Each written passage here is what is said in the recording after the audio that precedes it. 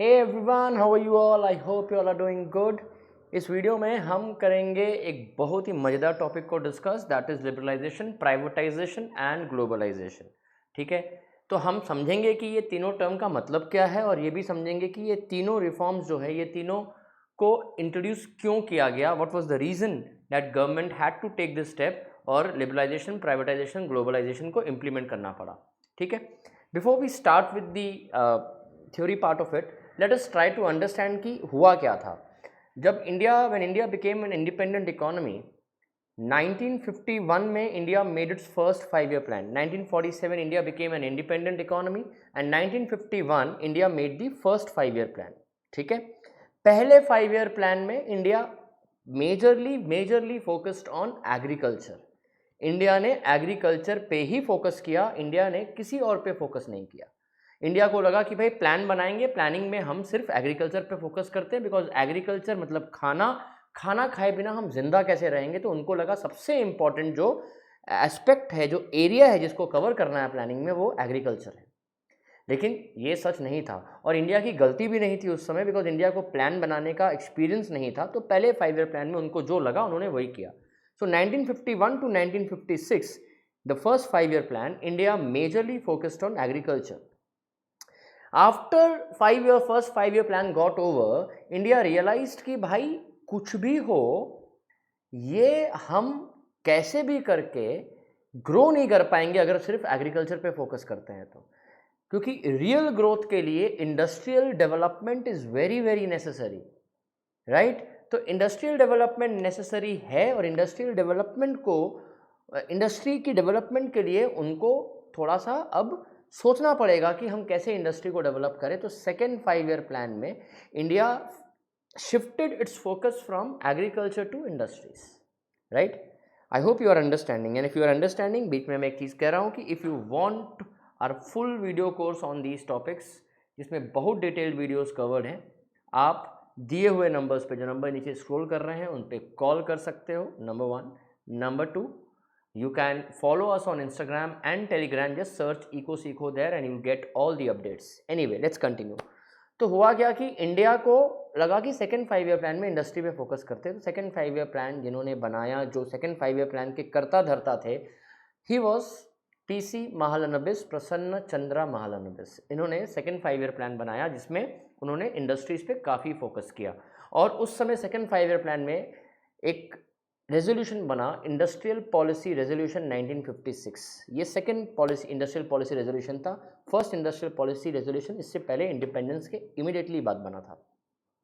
तो भाई ऐसा है कि इंडस्ट्रियल पॉलिसी रेजोल्यूशन IPR 1956 में इंडिया ने ये डिसाइड किया कि सारी इंडस्ट्रियल ग्रोथ गवर्नमेंट करेगी। गवर्नमेंट को लगा कि since industrial development needed a lot of money, lot of funding, तो किसी प्राइवेट प्लेयर्स के पास इतना फंड था नहीं उस समय। तो इंडियन गवर्नमेंट को लगा कि भाई इंडस्ट्री को ग्रो करने के लिए बहुत कैपिटल एक्सपेंडिचर करना पड़ेगा। तो गवर्नमेंट को लगा कि गवर्नमेंट खुद ही इंडस्ट्रियल डेवलपमेंट करेगी और इंडस्ट्रियल डेवलपमेंट की जिम्मेदारी गवर्नमेंट ने अपने ऊपर ले ली। And major industrial development was dependent on the government now.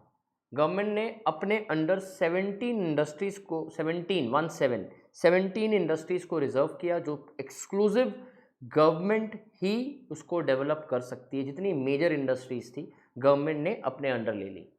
तो 17 मेजर इंडस्ट्रीज़, आपने जो इंडस्ट्रीज़ एंड एग्रीकल्चर का चैप्टर मैंने एक्सप्लेन किया है उस पे जाके आप देख सकते हो। उसमें आपको इंडस्ट्रीज़ और एग्रीकल्चर के रिलेटेड सारा चैप्टर मैंने डिटेल में कवर किया, उसको आप देख सकते हो।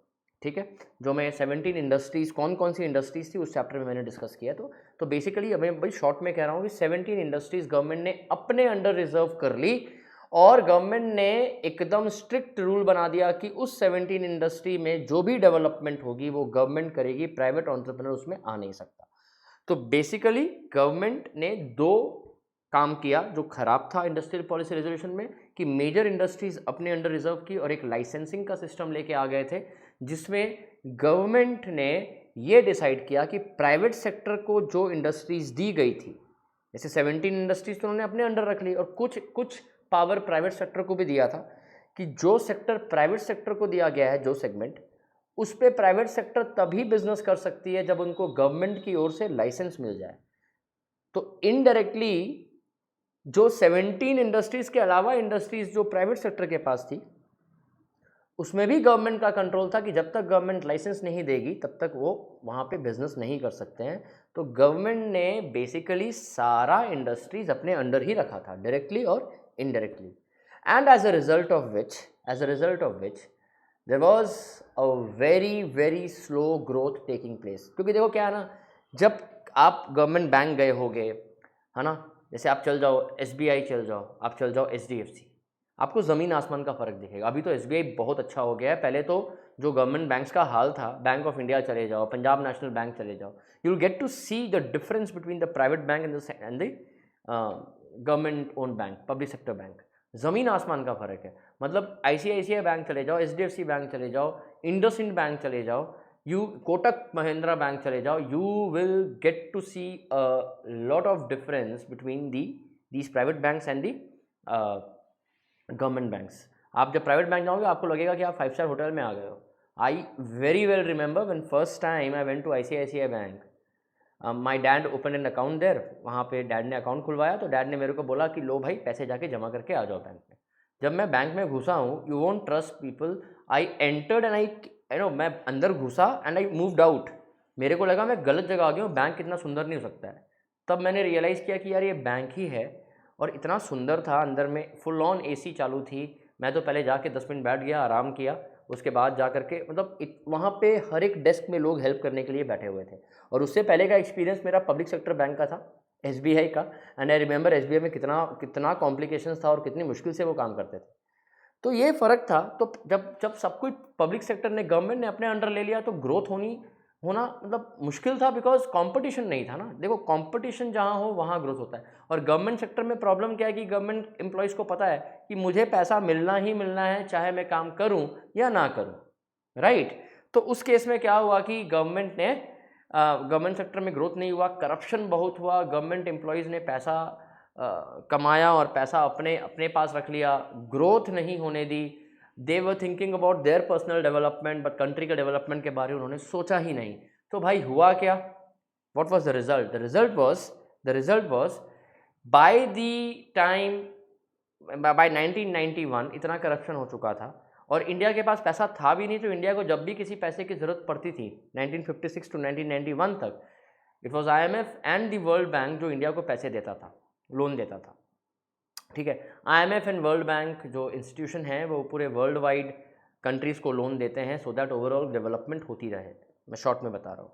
तो भाई IMF इंडिया को लोन देता था और इंडिया के ऊपर लोन ले लेकर के इतना डेट हो चुका था कि लोन वापस करना इंडिया के लिए बड़ा मुश्किल था। इंडिया लोन तो छोड़ दो, इंटरेस्ट भी नहीं दे पा रही थी। तो फाइनली अ टाइम केम जब इंडिया के पास सिर्फ 3 हफ्ते के डॉलर्स बचे थे। मतलब India had foreign currency of up to 3 weeks only. समझो बात को, 3 वीक के लिए। मतलब हम लोग जो देखो, जो पेट्रोल इंपोर्ट करते हैं, जो ऑयल, क्रूड ऑयल इंपोर्ट करते हैं, ठीक है, हम लोग डॉलर्स दे के इंपोर्ट करते हैं। और ऐसे बहुत सारे कमोडिटीज़ हैं जिसको हम इंपोर्ट करते हैं, उसके बदले डॉलर्स देने पड़ते हैं। और वैसे भी इंपोर्ट मेजरली डॉलर्स दे के ही होता है। जो मेजर करेंसी जो इंपोर्ट में काम आता है वो डॉलर्स ही होता है। तो भाई इंडिया के पास इतने कम डॉलर्स बचे थे 1991 में कि 3 हफ्ते के बाद डॉलर का रिजर्व इंडिया के पास ख़त्म हो जाना था। And India went to IMF for the help again, and this time IMF said नहीं, हम आपकी हेल्प नहीं कर सकते। क्यों नहीं कर सकते? क्योंकि IMF को अब डाउट होने लगा इंडिया के क्रेडिबिलिटी पे कि भाई ये लोन ले लेकर के इतना आगे चले गए हैं, अब तो भाई ये लोन अगर नहीं वापस करेंगे, इंटरेस्ट वापस नहीं करेंगे तो पैसा तो डूब जाएगा। तो IMF ने बोला हम आपको नहीं देंगे, हम आपको एक ही शर्त पे पैसा दे सकते हैं, अगर आप अब अपने सिस्टम में कुछ चेंजेस करो। क्या चेंजेस करो, लेट्स डिस्कस, ठीक है। क्या चेंजेस करने बोला गया? बोला कि इंडिया को बोला गया कि आप बहुत स्ट्रिक्ट रूल्स फॉलो करते हो। IMF ने बोला बहुत स्ट्रिक्ट रूल्स फॉलो करते हो, आप जो है इतने ज़्यादा स्ट्रिक्ट हो, बिजनेसेस को लेके लाइसेंसिंग का पंगा रखा हुआ है आपने कि कोई बिजनेस चालू करने आए पहले आप लाइसेंस उनको दोगे तब वो चालू करेंगे। लाइसेंस आप लोग देते नहीं हो, लाइसेंस में भी बहुत ज़्यादा ब्राइबरी चली। तो IMF ने बोला कि पहला policy liberalisation, become liberal in your policies, strictness को कम करो। लिबरल मतलब थोड़ा really easy, going easy, strictness को कम करो, पॉलिसीज जो आपने इतनी स्ट्रिक्ट बना रखी है कि 17 इंडस्ट्रीज आपने अपने अंडर रखी हुई हैं, उसको थोड़ा प्राइवेट सेक्टर को भी दो, मतलब प्राइवेटाइज करो, मतलब प्राइवेट सेक्टर को भी अलाउ करो कि बिजनेस में आए, क्योंकि प्राइवेट सेक्टर ही बिजनेस को आगे बढ़ा सकते हैं। देखो आज के डेट में बैंक्स में प्राइवेट सेक्टर आ गए, स्टील में प्राइवेट सेक्टर आ गए, ऑयल में प्राइवेट सेक्टर आ गए, रिलायंस है ऑयल में, राइट। तो सब बिजनेसेस में प्राइवेट सेक्टर ही आ गए, एयरलाइंस में प्राइवेट सेक्टर आ गए। तो उस समय बोला कि प्राइवेटाइज करो, let private sector play their role, उनको बिजनेस में आने दो, लिबरलाइज करो, स्ट्रिक्टनेस को कम करो और ग्लोबलाइज करो। Global, make your entire globe your business. Import export करना इजी करो, क्योंकि इंडिया ने एक्सपोर्ट इंपोर्ट नहीं करने दिया, इंपोर्ट सब्सटीट्यूशन पे फोकस किया था उस समय इंडिया ने। ये सारा कुछ मैंने इंडस्ट्रीज पे और एग्रीकल्चर के चैप्टर पे डिस्कस किया हुआ है। तो आईएमएफ ने एक बहुत ही सिंपल बात बोली कि भाई we will give you loan this time. पहले तो मना कर दिया, जब इंडिया ने बोला कि भाई आप लोन नहीं दोगे तो हम तो फंस जाएंगे, तो आईएमएफ ने बोला ये 3 पॉलिसी को अडॉप्ट करो, तब जा करके हम सोचेंगे लोन देने का, otherwise we can not think of doing this. So 1991 में इंडिया ने इंट्रोड्यूस किया 3 पॉलिसी को, लिबरलाइजेशन, प्राइवेटाइजेशन, ग्लोबलाइजेशन। तो अगर हम समझें इसको, इकोनॉमिक रिफॉर्म सिंस 1991 और न्यू इकोनॉमिक पॉलिसी इसको कहते हैं। क्या लिखा? Economic reform refers to the set of policies undertaken to increase the rate of growth. तो डेवलपमेंट के लिए ये पॉलिसीज को अपने अंडर लिया गया था। In 1991 there was a major change in strategy of development, these are known as the new economic policies. ठीक है, इसको न्यू इकोनॉमिक पॉलिसी क्या क्या था? लिबरलाइजेशन, सॉरी क्या क्या था? Liberalisation, privatisation and globalisation. I am stopping my video here. अब नेक्स्ट वीडियो में हम डिस्कस करेंगे डिटेल में कि क्या ज़रूरत थी, इसमें मैंने आपको इंट्रोडक्शन दे दिया। आई hope you like the video. If you like the video please share it with your friends so that उनको भी बेनिफिट मिले और हमारे भी बेनिफिट हो। Thank you so much.